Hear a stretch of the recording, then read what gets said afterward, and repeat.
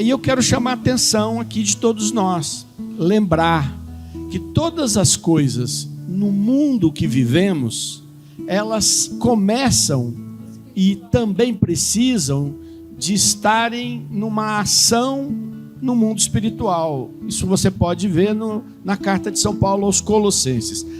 Aconselho que todos leiam, porque muita coisa na nossa vida e muita coisa no mundo atual, às vezes não andam como a gente começa a achar que deveriam andar, porque estão no mundo espiritual sendo travadas pelas ações malignas e de pessoas que também acabam trabalhando para aquilo que não é de Deus.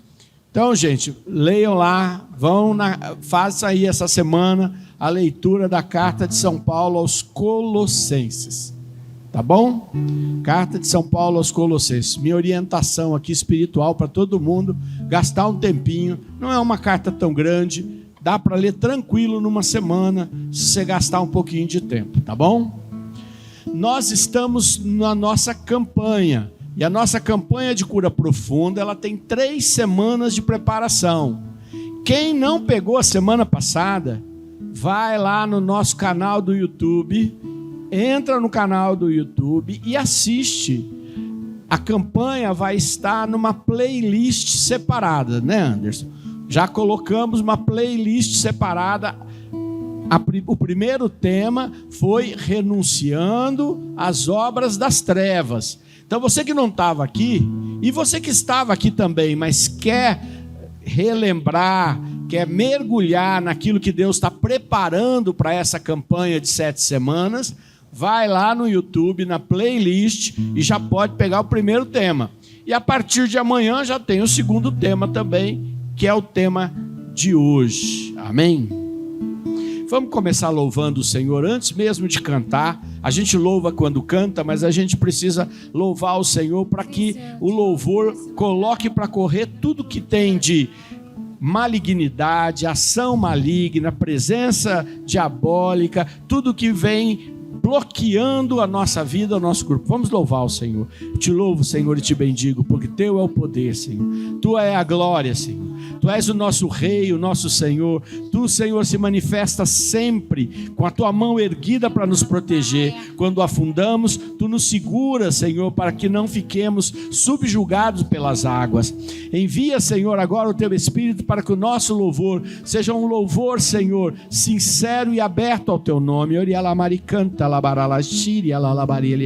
Senhor, toda glória, toda honra, te louvamos por podermos estar aqui, te louvamos porque viemos, Senhor, a esse momento de louvor, te louvamos, Senhor, porque tu nos chamastes e tocastes o nosso coração. Lembra que eu falei que não é uma coisa mágica? Mágica, primeiro que mágica não existe. Mágica é mentira, não existe. A cura que o Senhor faz é uma cura de transformação. É uma cura de mudança. Não é mágico. Não é eu durmo, amanhã acordo e tô outra pessoa. Não é eu sou assim, depois já não sou mais. Não. E a cura profunda, ela vai ter que ir até a 3ª geração. Então ela vai ter que trazer as coisas dos meus pais, dos meus avós e dos meus bisavós. Por quê? Porque está em mim. Eu queira ou não queira, eu aceite ou não aceite, está, porque está no meu corpo, está na minha alma, está no meu inconsciente, não tem jeito. Então nós temos que lidar com isso com seriedade, não como infantilidade, de achar que vai ter uma revelação, vai estar tudo curado, já estou outra pessoa. Isso é postura infantil, de criança, né? Criança que pensa assim. Nós temos que entender que o Senhor faz um processo de cura profunda. O que aconteceu, para vocês entenderem da semana passada? Antes de eu vir para a reunião, eu peguei e pus uma pizza lá para a gente comer, para vir para a reunião. Isso já era 6h30. Quando eu liguei o forno, o gás acabou. Eu falei, agora não tem comida, né? Porque não tem mais jeito, o horário não dá mais e não tem nada para comer também, não tinha nada para comer não. Aí eu falei, bom, vou sem comer. Aí falei para o João Gabriel, depois você compra um cachorrão aí e come cachorrão. A gente come cachorrão. Só que eu já pensei assim, mas eu não como isso. Isso não me faz bem. Eu não consigo comer essas coisas. E aí eu já pensei, agora não sei o que eu vou fazer. Mas mesmo assim, quando eu voltei da reunião, eu tentei comer aquele cachorrão, não comi quase nada.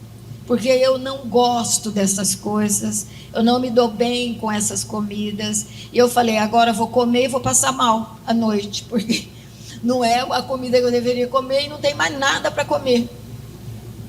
Fui dormir, falei, não tem problema, vou dormir sem comer mesmo. Engraçado, sabe o que aconteceu? Quando eu acordei de manhã, no outro dia que eu não tinha comido, estava com fome. Eu acordei, veio claramente na minha cabeça assim.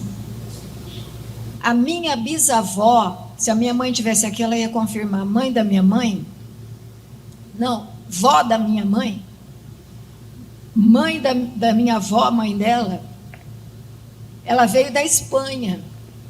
E eu, para falar a verdade, praticamente não convivi com ela, porque já era mais idosa, a gente era criança. Mas na hora que eu acordei, me veio ela. E Deus falava assim, sabe por que você não gosta das coisas? Sabe por que você não come bem? Porque eu não como bem mesmo. Sabe por que você é enjoada? Chata? Ele falou desse jeito para mim. Porque ela, quando ela veio da Espanha, ela teve um grande desgosto.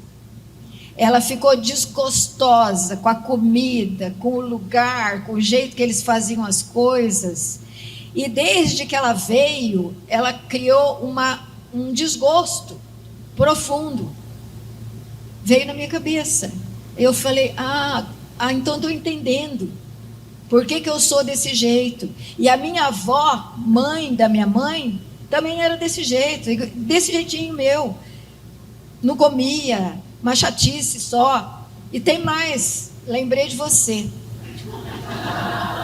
Não, ele não é tão chato, mas eu lembrei de uma coisa. Sabe o que eu lembrei? Vê se você lembra disso. Quando ele tinha uns 7 anos de idade, por aí, ele não crescia. Ele estava pequenininho. Sabe por quê? Porque ele não comia. Porque ele não gostava das coisas, você lembra? Ele não gostava das coisas, não gostava da comida. Então foi indo, e ele ficou com uma inanição, porque ele não gostava de comida, não gostava de nada. E eu vi isso marcado na minha família. E aí eu falei assim, tá bom, Senhor, então essa minha bisavó trouxe o desgosto, mas agora eu vou rezar para isso sair da minha família. Você está entendendo? Pergunta para a pessoa se ela entendeu. É assim que a gente tem que rezar a oração de cura profunda. Não é para a gente ficar tendo revelação, tendo ideias. Não, você tem que esperar o Espírito Santo trazer. Eu não esperava que isso fosse acontecer, só aconteceu porque eu não tinha comida, não tinha nada para comer lá. E me veio com clareza essa situação que eu nunca pensei na minha vida. Abre a sua cabeça, o seu coração, que o Senhor vai falar muita coisa com você. O Senhor vai trazer muita coisa. E quando Ele trouxer, aceita. Não precisa duvidar nem questionar. Eu nem falei com a minha mãe, nem falei com ele, estou falando aqui. Eu aceitei como a verdade que o Espírito Santo estava trazendo. E aí rezar para que aquilo seja retirado da minha vida e da minha família. Na verdade, todo mundo em casa é enjoado, né? O Benjamin, dependendo do que ele colocar na boca, ele vomita na hora, de tanto que ele não gosta das coisas. É um padrão ruim, né? Que atrapalha a vida.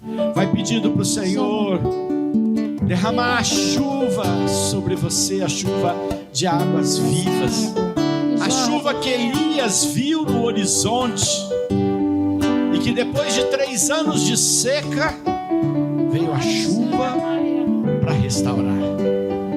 Você que vem se sentindo já há tempos precisando do refrigério, precisando de que aquilo que foi se tornando cada dia mais difícil, venha aquela chuva que Elias viu se formando no horizonte e que ninguém dava nada por ela, porque parecia apenas um punho fechado, como ele diz, se transforma num grande aguaceiro de restauração.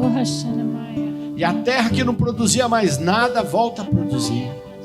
Senhor, nós clamamos o teu poder agora, Senhor. Nós clamamos a tua misericórdia agora, Senhor. Sabemos que tu nos sustenta nos dias difíceis, mas que depois tu também nos concede a fartura, Senhor. Eu queria só lembrar, tem uma das coisas que eu acho fantástico no texto da briga entre Elias e Jezabel. E nós sabemos que os autores místicos, principalmente São Bernardo, São Francisco de Sales, São Luís Guilherme de Montfort, todos esses místicos chamavam que essa história de Elias e Jezabel, a mulher do rei que comandava tudo, era na verdade uma história de combate espiritual. E o que eu fico impressionado é que durante os 3 anos de seca, Deus usou de milagres para sustentar. As latas de óleo que não se esvaziavam, a comida que nunca acabava sem ter reposição. Era difícil, mas Deus sustentava. Igual no deserto, o maná que caía, a chuva de codornizes. Mas isso não era gostoso, era assim, remédio na hora da morte. Mas uma hora, Deus não vai só te sustentar na agonia. Uma hora, Ele vai te também abençoar com a fartura. Amém. É isso que esse texto significa. Que Deus usa Elias e usou Eliseu para salvar muita gente. Mas a fartura veio quando a chuva voltou. Peça para o Senhor, fala: Senhor, eu sei que tu estás me sustentando, mas eu peço a chuva de retorno para a fartura na minha vida, na minha casa, na tua alma. A fartura da alegria, a fartura da certeza, a fartura de tudo aquilo que Deus tem para te dar. Mas ora, fala com Deus, não adianta só eu te contar. Você tem que tomar posse e falar com Deus. Fala: Senhor, eu reconheço e te louvo porque você tem me sustentado. Nos momentos que eu não tenho saída, vem algo e resolve. Nos momentos que está difícil, aparece uma porta nova. Mas, Senhor, eu continuo esperando o dia das chuvas abundantes que geram fartura na minha vida. Fala para o Senhor. Fala e confia. Fala: Senhor, eu vou continuar vivendo salvo por Ti a cada momento. Mas eu espero, Senhor, esta chuva que vai vir e que é Tua promessa.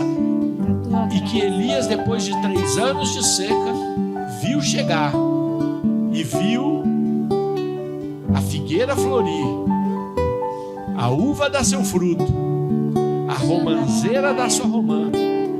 Senhor, envia agora essa chuva abundante. Porque eu não quero viver só do que sobrou e nem só do resto. Envia a tua fartura, Senhor. Há coisas que a gente escuta tantas vezes, tantas vezes ensinado, que a gente para de dar razão para elas e de refletir sobre elas. Isso foi o que eu quis fazer na semana passada. Que eu tinha que falar sobre as obras das trevas e as pessoas não percebiam mais que as obras das trevas vinham em virtude principal da superstição, vinham de forma principal da idolatria, vinha da falta de reconhecer que Deus é um só e que este ensinamento jamais falhou em Israel, e este ensinamento fazia com que inclusive ganhassem e perdessem guerras. E muitas vezes Israel caiu. E hoje eu quero ir para algo que também a gente já sabe, mas por alguma razão às vezes a gente não dá atenção, porque se envolve naquilo que é mais comum a gente ouvir. Queria que quem quisesse pegar a Bíblia pudesse abri-la no livro do Gênesis, no capítulo 3. Livro do Gênesis, capítulo 3. Quem tiver a Bíblia abre, quem tiver no celular olha no celular, quem tiver sem nada presta atenção. Vamos lá. Livro do Gênesis, capítulo 3. E diz assim, capítulo 3, versículo 1, diz assim: a serpente era o mais astuto de todos os animais dos campos, que Yahvé Deus tinha feito. Ela disse à mulher, então Deus disse, vós não podeis comer de todas as árvores do jardim? A mulher respondeu à serpente, nós podemos comer do fruto das árvores do jardim, mas do fruto da árvore que está no meio do jardim, Deus disse, dele não comereis, nele não tocareis, sob pena de morte. A serpente disse então à mulher, não morrereis, mas Deus sabe que no dia em que dele comerdes, vossos olhos se abrirão e vós sereis como deuses, versados no bem e no mal. A mulher viu que a árvore era boa ao apetite e formosa à vista, e que essa árvore era desejável para adquirir discernimento. Tomou-lhe do fruto e comeu. Deu-o também a seu marido, que com ela estava, e ele comeu. Então abriram-se os olhos dos dois e perceberam que estavam nus. Entrelaçaram folhas de figueira e se cingiram. Eles ouviram o passo de Yahvé Deus que passeava no jardim à brisa do dia, e o homem e sua mulher se esconderam da presença de Yahvé Deus entre as árvores do jardim. E Yahvé Deus chamou o homem, onde estás? Disse ele, ouvi teus passos no jardim. Respondeu o homem, tive medo porque estou nu e me escondi. Ele retomou, e quem te fez saber que estavas nu? Comeste então da árvore que te proibi de comer? O homem respondeu, a mulher que puseste junto de mim me deu da árvore e eu comi. Yahvé Deus disse à mulher, que fizeste? E a mulher respondeu, a serpente me seduziu e eu comi. Palavra do Senhor. Sabe, a gente, às vezes, para de pensar de uma forma teológica em algo que é fundamental para as nossas vidas. Se é fundamental acreditar que há um só Deus, e que este Deus é criador de todas as coisas, que esse Deus nos amou e nos fez a sua imagem e semelhança, que esse Deus nos quis, que esse Deus quis fazer uma espécie, porque ele fez várias espécies, que são os animais, diferenciada, uma espécie da qual ele pudesse se relacionar. Se Deus escolheu dar para esta espécie, o ser humano, uma liberdade completa, uma liberdade de escolha. O homem e a mulher são os únicos capazes, os seres capazes, de fazerem uma reflexão e um discernimento para decidirem as suas coisas. Por que Deus faria uma coisa dessa? Sendo que isso poderia nos prejudicar. Porque o seu amor era tão grande que ele queria que houvesse um ser, uma espécie, os humanos, que pudessem ser livres para se relacionar com ele. Pois bem, ele fez isso, construiu um paraíso, construiu uma capacidade, não é? A teologia nos diz que os primeiros homens tinham capacidades que nós não temos, como clarividência, saber para que servem as plantas, ter uma capacidade além do que a nossa, quase perto dos anjos. E eles acabaram escolhendo querer ser como deuses. Quando a gente lê esse texto, a gente pode tirar dele 1000 conclusões, mas a mais importante não é a desobediência. Deus falou, não come dessa árvore. Olha, tem uma árvore da vida lá no fundo. Você come da árvore da vida, você vai viver eternamente. Só não come dessa daqui. Mas ao comer, a desobediência não era o ato mais grave. O ato mais grave era: eu desobedeci porque eu quero ser Deus. Eu quero ser Deus. E a gente sabe quantas pessoas que, querendo ser deuses, vão atrás do dinheiro, do poder, de tal maneira que causam danos terríveis, geram morte, geram desastres, porque se acham mais do que tudo. Este texto ele é muito importante para nós, porque ele trata de uma condição que acaba ficando em nossas vidas para sempre, e que a gente chama de origem do mal. É engraçado como é que o mundo, por exemplo, às vezes eu gosto de dar risada, vai fazer uma pintura, coloca lá o Adão e a Eva, né? Adão, palavra Adão significa homem, e Eva que saiu do homem, quer dizer, são homem e mulher. Adão e Adama, se você pegar no hebraico, não é nada como as pessoas às vezes falam. Pois é.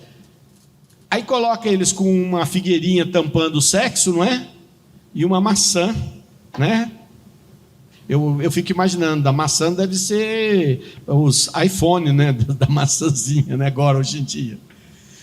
E fico pensando, o que o diabo quer que a gente acredite é que são os nossos pecados que Deus precisa purificar. Estão entendendo o que eu estou falando? É muito difícil entender, porque é uma coisa tremenda. Então eles querem que eu pense que é o sexo, é a gula, é a mentira, e esses pecados que a gente vê no mundo, que eu imagino que vocês nunca fizeram nenhum pecado, mas eu já fiz alguns. E esses pecados, então, é o que fez Deus se afastar de mim? Claro que não.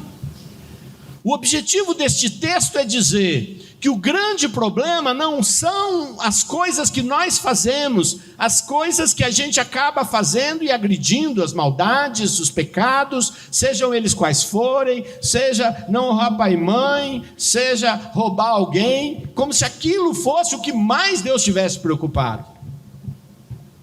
Esse texto quer dizer, há uma raiz. Você pode, com muita disciplina, com muito esforço, conseguir diminuir a quantidade de coisas erradas que você faz. E dependendo de onde você nasceu, se foi no Brasil, se foi na África, se foi no norte da África, se foi na Ásia, se foi nos países nórdicos, se foi na América do Norte, os hábitos vão mudar e os pecados mudam de cara também. Se você nasceu no século XII, o que era pecado no século XII pode não ser pecado no século XXI.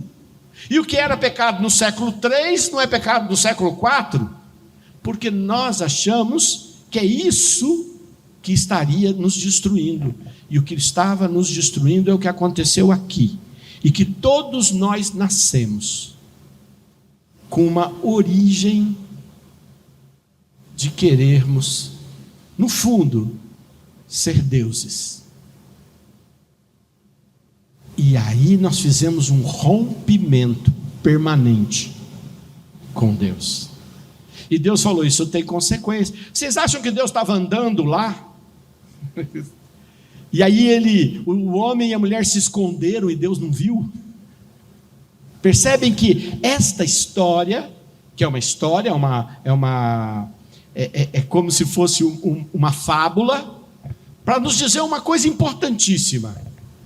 Em algum momento, lá no início, aqueles que foram criados para estarem com Deus escolheram não a Deus e carregaram sobre si uma marca que eles não têm o poder de arrancar de dentro de si mesmo. Não tem o poder. E esse é o problema. Você não arranca isso. você não arranca as tuas tendências. Quando a Áurea citou aqui um caso familiar de hereditário, e é verdade, quando eu era criança eles diziam que em vez de pôr prato para mim, ia pôr uma tampinha de garrafa, né? O que eu comia cabia na tampinha de garrafa, não é? E eu tive que fazer um tratamento. Meu tratamento era comer salada de fruta, carne e ovo. Não é? E deu certo, cresci um pouco mais, fiquei mais alto que você, viu? E o que a gente aprende com estas questões é de que aquilo que está em nós e que vai vindo, a gente não consegue tirar, porque o único capaz de arrancar é o próprio Deus, na pessoa do seu Filho Jesus Cristo. E é por isso que lá no capítulo 5 de Romanos, eu não vou pegar, mas eu já vou ler, depois vocês podem olhar, está escrito: todos pecaram, todos estão privados da glória de Deus, não tem nenhum santo. Aliás, vira para os teus irmãos e fala: você não é santo coisa nenhuma, não vem querer me apontar o dedo. Fala aí, ó, não venha querer me apontar o dedo, porque você também é pecador, pecadora. Você não adianta me apontar o dedo, não. Aliás, você aponta um dedo, vem 3 para mim, não adianta apontar o dedo, não adianta, você é pecador também. Mas então a única maneira de que eu me salve é que Ele tenha vindo me salvar. Por que eu estou falando do pecado, gente? Porque eu falei de que a contaminação vem por não reconhecer a Deus como único Deus e deixar e acreditar nessas coisas todas que o mundo acredita. Religiões que têm um monte de Deus, invocações e outras coisas mais. Agora eu quero dizer, há uma raiz, e essa raiz só tem um jeito de sair, e ela só sai pela fé em Jesus Cristo, porque Deus envia seu Filho. E aí que eu acho incrível, quando você lê os evangelhos, quantos anos da vida de Jesus você lê? Você lê 3 anos, e no evangelho de Lucas, um pedacinho, até o 7º dia, quando Jesus é circuncidado, e ele é apresentado lá para Ana e Simeão, que profetizam, e depois aos 12 anos, quando ele some. Só 2 episódios pequenininhos, e o resto só fala de 3 anos, de um homem que viveu quantos anos? Quantos anos Jesus viveu? Então, só 3 anos.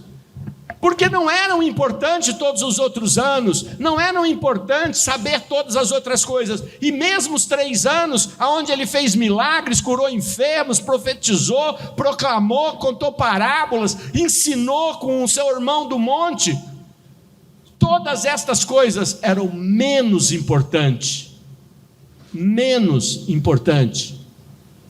do que ele ter vindo resgatar-me e tirar a marca que estava em mim. Não adianta Jesus dizer para mim: quando o teu inimigo bater numa face, oferece a outra, se quiserem pegar a tua capa, dá também a túnica, se te obrigarem a andar 1000 passos, anda 10.000. Não adianta ele falar isso para mim. Se adiantasse eu contar todas as coisas para você fazer e dizer para você fazer melhor, você consegue? É fácil eu dizer: olha, quando bater numa face, dá outra, né? Se você estiver fazendo uma luta de boxe, até que dá. Mas se você tomar uma cacetada, às vezes na sua casa, ou às vezes numa situação, oferecer a outra é duro, não é? Eu fiquei vendo lá o